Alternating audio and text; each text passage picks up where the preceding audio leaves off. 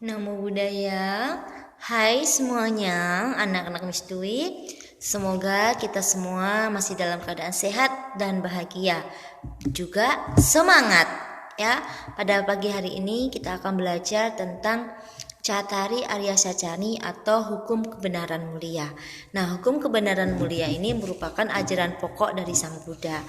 Nah, dan pertama kali dikhotbahkan di Tamarusa Isipatana kepada 5 orang petapa. Nah, isi dari Cattari Arya Sacani yaitu kebenaran mulia tentang adanya duka atau duka Arya Saca.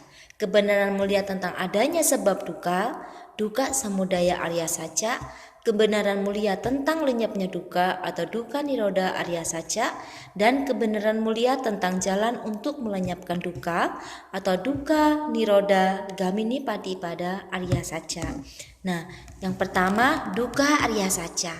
Duka artinya derita, sedih, kecewa, tidak memuaskan, tidak menyenangkan atau menderita. Nah, semua yang dilahirkan akan mengalami duka atau penderitaan.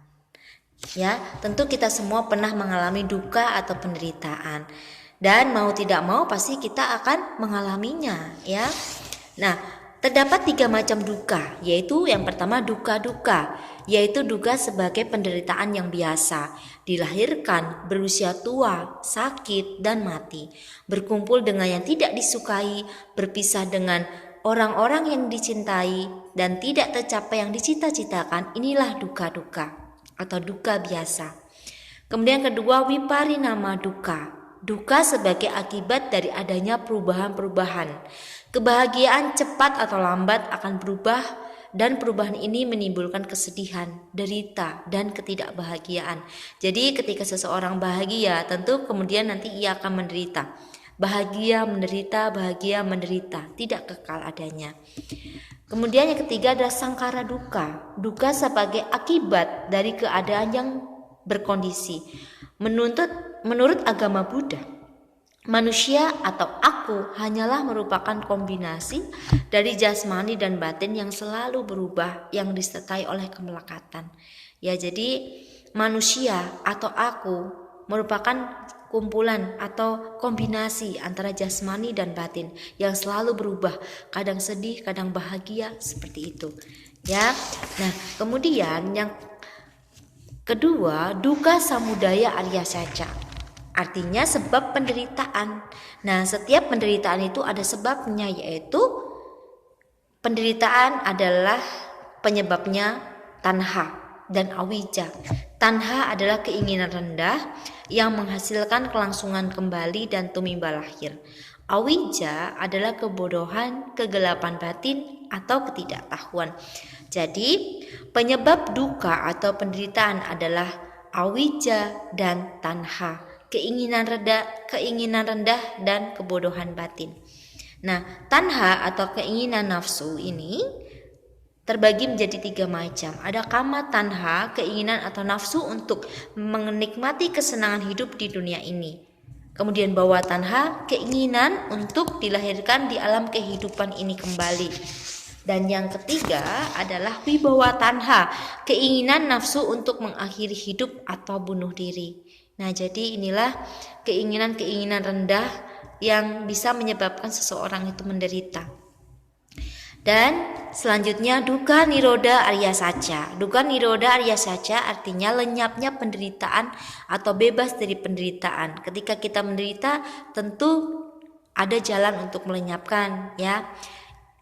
Kemudian cara untuk melenyapkan duka yaitu dengan cara tidak memiliki keinginan yang terikat, tidak melekat dengan apa yang kita inginkan. Kemudian berusaha untuk mengerti hukum kesunyataan, hukum kebenaran. Kita harus mengerti hukum kebenaran, ya. Kalau kita menderita, pasti ada saatnya kita akan mengalami kebahagiaan.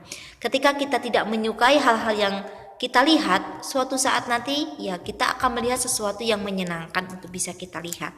Inilah hukum kebenaran. Selanjutnya duka niroda gamini patipada Arya Saca. Nah, setelah mengetahui penyebab dari penderitaan, maka kita akan tahu bagaimana jalannya supaya kita tidak menderita, ya. Nah, jalan untuk melenyapkan penderitaan disebut juga jalan tengah. Jalan mulia berunsur 8, yaitu ucapan benar, perbuatan benar, penghidupan benar, usaha benar, perhatian benar, konsentrasi benar, pengertian benar, dan pikiran benar. Ya, nah ucapan yang benar itu memiliki syarat-syarat tertentu. Kata-kata itu benar, beralasan, berfaedah, dan tepat pada waktunya.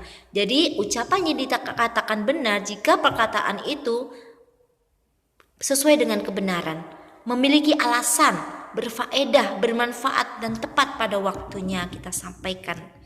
Nah, perbuatan benar ada perbuatan yang bertujuan untuk mengembangkan perbuatan yang luhur, bersusila, dan menghindari penganiayaan, pembunuhan, pencurian, serta perbuatan asusila.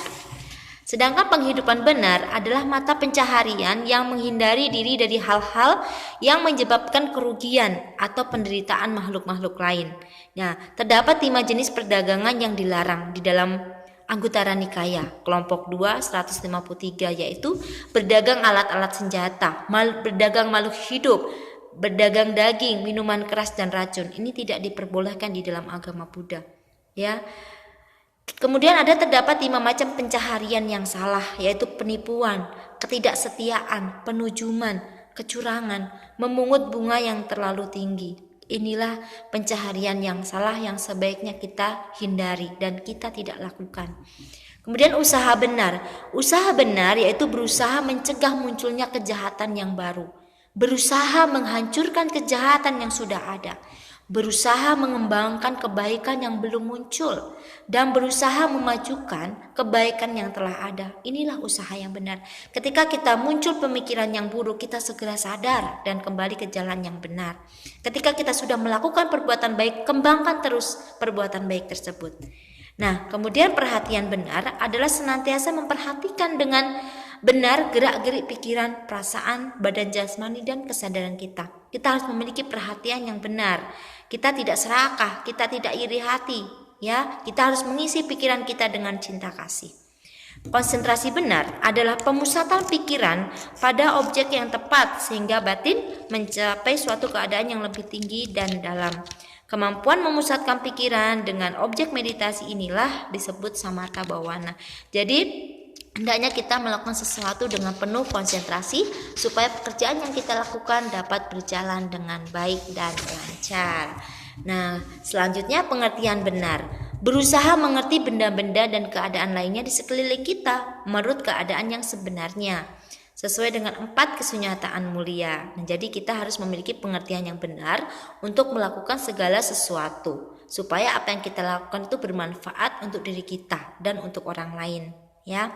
Kemudian yang terakhir adalah pikiran benar. Pikiran benar adalah pikiran yang bebas dari hawa nafsu, kebencian, dan tidak mementingkan diri sendiri, senantiasa memiliki pikiran cinta kasih pada semua makhluk. Nah, pikiran kita harus diisi dengan pikiran cinta kasih, bebas dari kebencian, keserakahan, dan kebodohan batin.